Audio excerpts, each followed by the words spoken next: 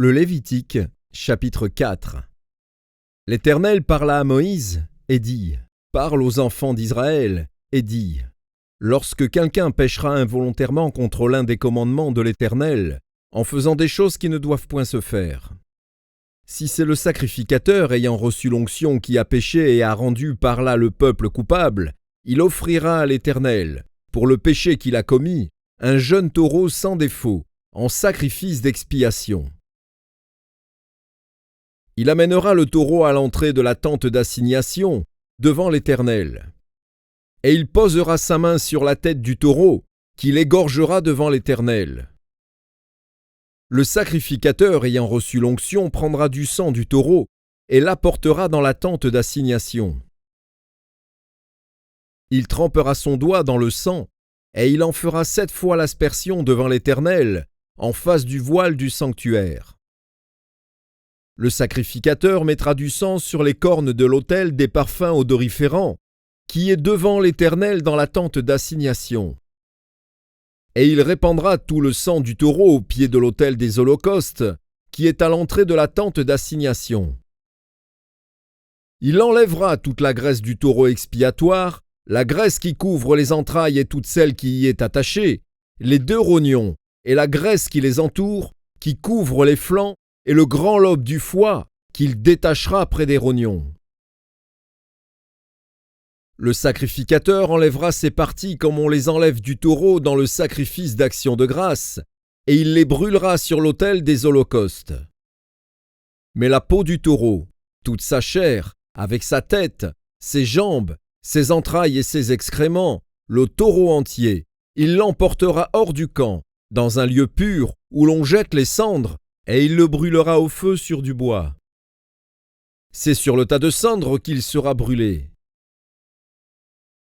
Si c'est toute l'assemblée d'Israël qui a péché involontairement et sans s'en apercevoir, en faisant contre l'un des commandements de l'Éternel des choses qui ne doivent point se faire et en se rendant ainsi coupable, et que le péché qu'on a commis vienne à être découvert, l'assemblée offrira un jeune taureau en sacrifice d'expiation, et on l'amènera devant la tente d'assignation.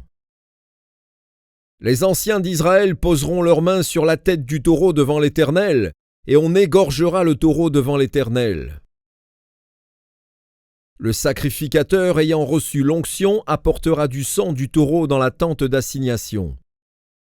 Il trempera son doigt dans le sang, et il en fera 7 fois l'aspersion devant l'Éternel, en face du voile. Il mettra du sang sur les cornes de l'autel qui est devant l'Éternel dans la tente d'assignation. Et il répandra tout le sang au pied de l'autel des holocaustes qui est à l'entrée de la tente d'assignation. Il enlèvera toute la graisse du taureau et il la brûlera sur l'autel. Il fera de ce taureau comme du taureau expiatoire. Il fera de même. C'est ainsi que le sacrificateur fera pour eux l'expiation, et il leur sera pardonné. Il emportera le taureau hors du camp, et il le brûlera comme le premier taureau. C'est un sacrifice d'expiation pour l'assemblée. Si c'est un chef qui a péché, en faisant involontairement contre l'un des commandements de l'Éternel, son Dieu, des choses qui ne doivent point se faire et en se rendant ainsi coupable, et qu'il vienne à découvrir le péché qu'il a commis, il offrira en sacrifice un bouc mâle sans défaut. Il posera sa main sur la tête du bouc, qu'il égorgera dans le lieu où l'on égorge les holocaustes devant l'Éternel. C'est un sacrifice d'expiation. Le sacrificateur prendra avec son doigt du sang de la victime expiatoire. Il en mettra sur les cornes de l'autel des holocaustes, et il répandra le sang au pied de l'autel des holocaustes. Il brûlera toute la graisse sur l'autel, comme la graisse du sacrifice d'action de grâce. C'est ainsi que le sacrificateur fera pour ce chef l'expiation de son péché, et il lui sera pardonné. Si c'est quelqu'un du peuple qui a péché involontairement, en faisant contre l'un des commandements de l'Éternel des choses qui ne doivent point se faire et en se rendant ainsi coupable, et qu'il vienne à découvrir le péché qu'il a commis, il offrira en sacrifice une chèvre, une femelle sans défaut, pour le péché qu'il a commis. Il posera sa main sur la tête de la victime expiatoire, qu'il égorgera dans le lieu où l'on égorge les holocaustes. Le sacrificateur prendra avec son doigt du sang de la victime, il en mettra sur les cornes de l'autel des holocaustes, et il répandra tout le sang au pied de l'autel.